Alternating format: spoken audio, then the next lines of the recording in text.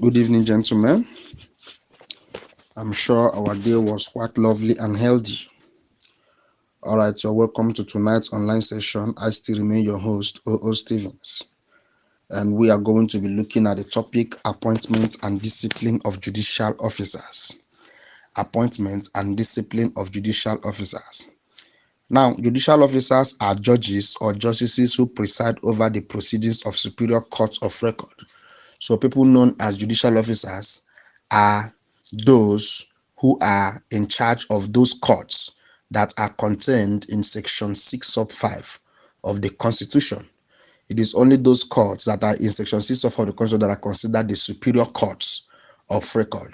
So it is the people who are appointed to be in charge of those courts that you see there that are known as judicial officers. Now we are going to be looking at the appointment and qualification before one can ordinarily be a judicial officer, or before one can be appointed. He has to meet some qualifications, and there are different qualifications that are required for different appointments. If a person is to be appointed to the office of a judge of the High Court of a state, or High Court of FCT, or Federal High Court, or Qadis of Sharia courts, or judges of Customary Court of Appeal, that is Qadis of Sharia Court of Appeal, or judges of Customary Court of Appeal, then such a person must have been 10 years post-call, meaning you have been called to the Nigerian bar and you have been so called for a period not less than 10 years. Also, where a non-legal practitioner is to be appointed a judge of Customary Court of Appeal or Qadi of Sharia Court of Appeal, the qualification of such a person has to be 12 years. So meaning the person must have shown that he has at least 12 years experience in that particular custom or that particular Sharia custom. Why this is very necessary is because in the Customary Court of Appeal and Sharia Court of Appeal, some persons who are not really or necessarily legal practitioners can be appointed to man the court, because the court is more concerned about custom. So a person who is vast in the custom of that particular place can actually be appointed to be a judge in that particular court. That is the only exception to the rule that only lawyers can be appointed to the bench. So here, a person who is not a lawyer can be appointed to be a judge or a Qadi of a customary court of appeal or Sharia court of appeal, as the case may be. But so the person must show that he has not less than 12 years experience in the understanding of that particular custom. Most often than not, this appointment is often given to scholars, those who have written a lot about that particular custom of the place. So the appointment is often given to them. So we need to note that. But if a person is a lawyer, if a person is called to the Nigerian bar, then what he needs is just 10 years post-call experience, and he will be qualified to be appointed as a judge of Customary Court of Appeal or a Qadi of Sharia Court of Appeal.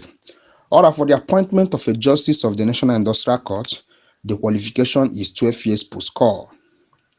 For the appointment of the justice of the National Industrial Court, his qualification is 12 years post-call. And for justices of the Court of Appeal, the qualification is 12 years post-call. And for justices of the Supreme Court, the qualification is 15 years post-call.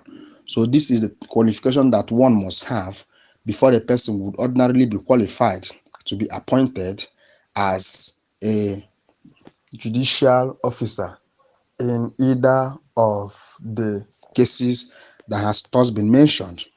Now, which bodies are responsible for the appointment of judicial officers? We have various bodies. We have the Federal Judicial Service Commission. We have the State Judicial Service Commission.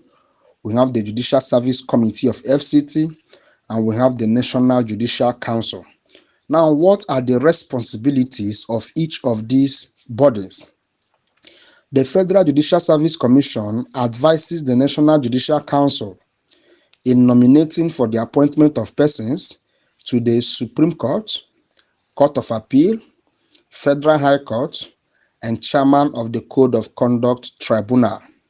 So it is the Federal Judicial Service Commission that will nominate a person or that will nominate a person, yes, for appointment. So that person that they nominated now, they are going to send the names of those people or the person to the NJC.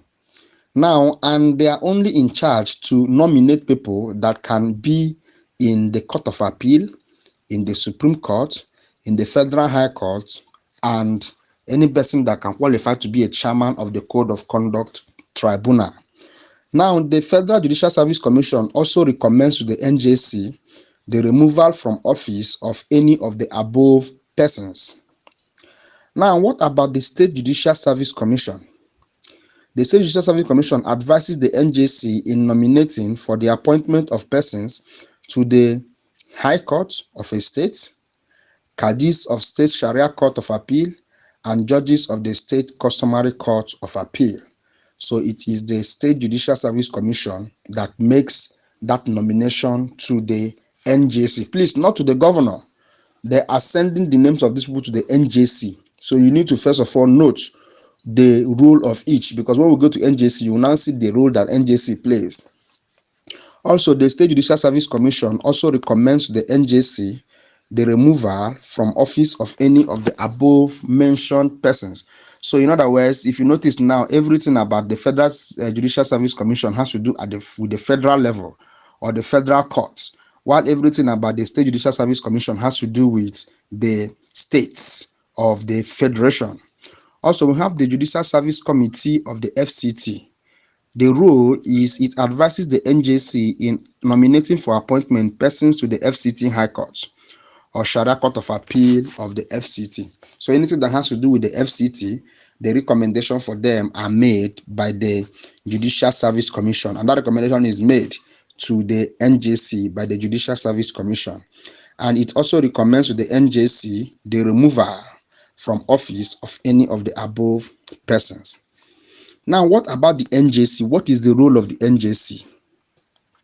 The NJC nominates persons recommended by the Federal Judicial Service Commission to the President for appointment and can also recommend for their removal to the President. Also, the NJC nominates persons recommended by the State Judicial Service Commission to the Governor for appointment and can also recommend for their removal to the Governor. Also, the NJC nominates persons recommended by the Judicial Service Committee of FCT to the President for appointment and can also recommend for their removal to the President. Please, the judges of the FCT High Court are not nominated by the FCT minister. They are nominated by the President. Most often than not, these are the areas that students normally get it wrong, because you believe that FCT minister is the one in charge of FCT, just as governor is in charge of the state. You would think that the FCT minister that appoints. No, FCT minister does not appoint the judge of the FCT High Court. It is the President that appoints the judge of the FCT High Court. So we need to actually note that. Also, the appointment of the Chief Justice of Nigeria and Justices of the Supreme Court must be confirmed by the Senate. So the Chief Justice of Nigeria, his appointment, and every Justice of the Court of the Supreme Court, all of them, the appointment must be confirmed. So if the President has appointed them, their names will be sent to the Senate for confirmation. The appointment of the President of Court of Appeal must be confirmed by the Senate. So only the appointment of the President of Court of Appeal will be confirmed by the Senate. So other justices of the Court of Appeal, the appointment doesn't have to be confirmed by the Senate. Also, the appointment of the Chief Judges of the Federal High Court and FCT High Court must be confirmed by the Senate. So the Chief Judge of the Federal High Court and the FCT High Court, the appointment must be confirmed by the Senate. And the appointment of the Chief Judge of a State High Court must be confirmed by the House of Assembly of that particular state. So it has to be the Chief Judge, not the appointment of a judge. So only the Chief Judge, his appointment shall be confirmed by the House of Assembly of that particular state, confirmed. That is Chief Judge of a State High Court. Now, when a judicial officer has actually erred, or when a judicial officer had actually done what is not compatible with his status, how can he be disciplined? A judicial officer remains in office until the prescribed retirement age. So nothing on the face of it can remove him from office until the time that his retirement age reaches. However, he may be removed from office before his retirement age through the following procedures. So where there is anything that has happened and there is a need for him to be removed from office, then the procedure that must be followed are as follows. One, for the heads of the federal courts now are the Federal High Court, Supreme Court, Court of Appeal. So for those people that are in charge of that particular court, if they are to be removed, their removal has to be by the president on the recommendation of the National Judicial Council, acting on an address supported by the two-third majority of the Senate. So if you notice now what happened in the case of former Chief Justice Onogen, when the president removed him on the recommendation of the Code of Conduct Tribunal, it has been held to not be in consonance with the provision of the law, because such has to be investigated by House of Senate, and when they have voted for his removal by two-third majority, then the NJC shall be the one that will recommend such a removal to the president. So that is the procedure for the removal of heads of the federal courts. Also, for other judges or justices of the federal courts, their removal shall be by the president on the recommendation of NJC. So if you notice now, those that are not heads of the federal court, their removal doesn't have any business with the Senate. It's just the NJC will recommend their removal and the president will remove such a person. Also, for the heads of the state high courts, it has to be by the governor on the recommendation of NJC, acting on an address supported by two-third majority of the State House of Assembly. So the State House of Assembly of that particular state has to vote for the removal of that particular head of the state court before such a person can be removed.